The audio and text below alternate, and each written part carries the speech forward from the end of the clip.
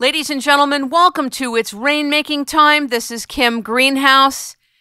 I have been hearing about underground and undersea bases for many years. I really didn't think it was true until I read our guest's books. Ladies and gentlemen, Richard Sauder is with us today. He is the author of the book Underwater and Underground Bases, Hidden in Plain Sight, Beyond the X-Files, and the Richard Sauder Briefings, and Kundalini Tales. Ladies and gentlemen, welcome our guest who's taken many, many years to bring us the credibility and the research details of how and why this is true. Welcome, Richard Sauder, to It's Rainmaking Time. Thank you, Kim. I'm very happy to be with you. I've been interested in this subject for a long, long time on my own 25-year mission, and it really makes sense to me to look into the details of the patents that were filed by individuals and agencies that had advanced knowledge in the area of magnetics, technologies that have to do with elevators, technologies that have to do with breathing apparatuses, different ways to breathe under the water, for high-speed trains, tunnel trains, shuttles.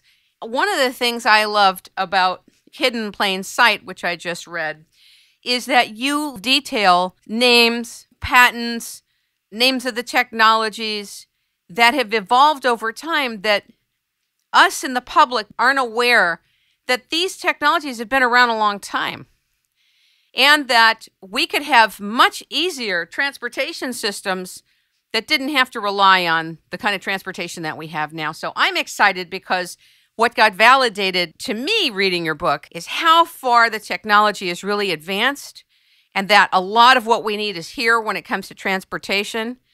And I know there's difficult and heavy parts of that knowledge of what's going on when one finds out there's underground and underwater bases, which we'll talk about. But I'm delighted to know that we really have what we need when it comes to transportation. We have to figure out a way to get the people that have that technology to allow us to use it. Well, that's true. Starting back in the 1940s or even in the 1930s, great technological breakthroughs began to be made. And I would actually say from about 1930 through 1970, there were vast technological advancements that were made by the Nazis, by the Americans, and by others that have been held back from the human race. Let me say that when I moved out to the southwestern United States in the late 1980s, for the first time I heard people that I ran into in the conduct of my everyday life talking about secret underground bases and tunnels. And I found this very interesting and unusual. I didn't know what to make of it. A few years later, when I had some time in my schedule, I did some preliminary research into this. At the time, I was finishing up a PhD in political science. And I did some research and discovered that there were underground bases, many of them run by the United States military, but not all of them. And I wrote a short article then for UFO magazine in Los Angeles in which I said, indeed there are underground bases, and some of them are quite large and can accommodate hundreds or even a couple of thousand people deep underground in some degree of creature comfort.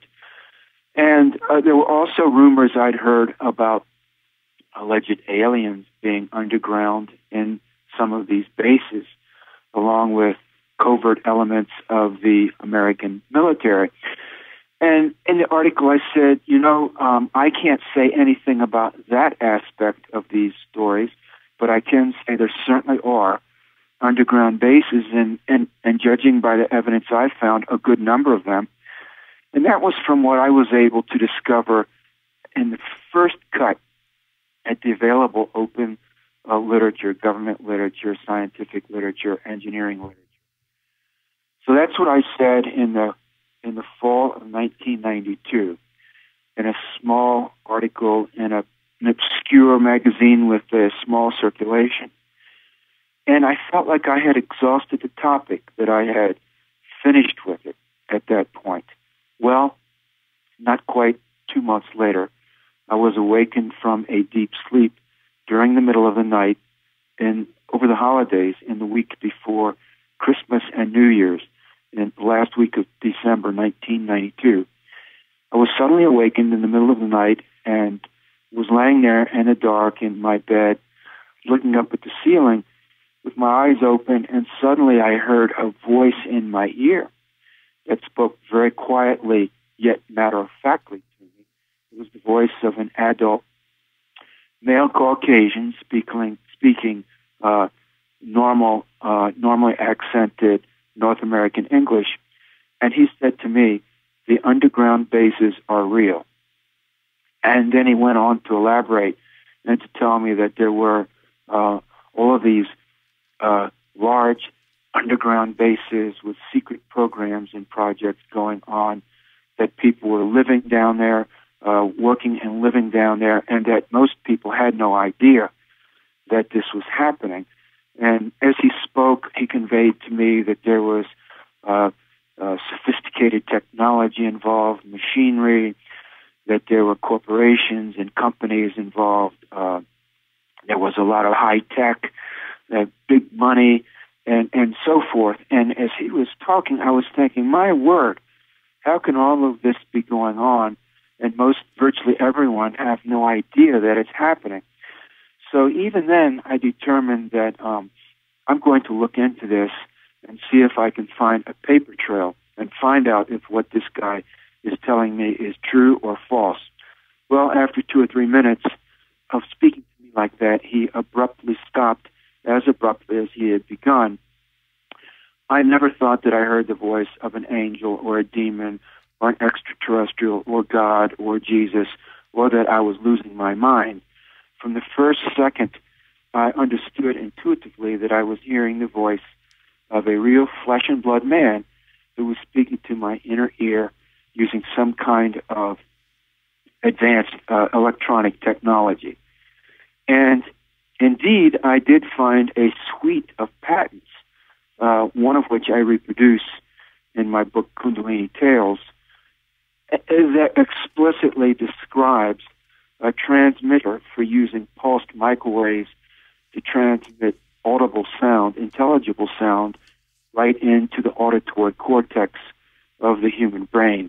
So indeed, the technology exists to transmit voices right into the human mind. So are you saying that whatever came into your inner ear, you're saying was transmitted by what? By who? By a real electronic transmitter, most likely a pulsed microwave transmitter. Because I was... Why? Why to you? Why not to me? Well, because you hadn't written an article about underground bases and tunnels in a magazine. So I surmise, and I believe correctly, that someone on the inside of this secret network of underground bases and tunnels with access to high-tech technology probably read my article and said, here's a guy who understands there's something going on, but he just doesn't understand how big of a tiger he's grasped the tail of. And so let's me talk to him and see if I can prod him to do a little more research, to dig deeper into this, and to write and to publish more on this topic. In other words, someone, and this has become clear to me as I've pursued my research further, there are people who are working in this realm who evidently do not like everything they see, do not like everything they do or are asked to do not like everything that goes on, do not approve of all of these policies, projects, and programs. And I've met more than one person like that in the course of my research. Some of them have told me astonishing things.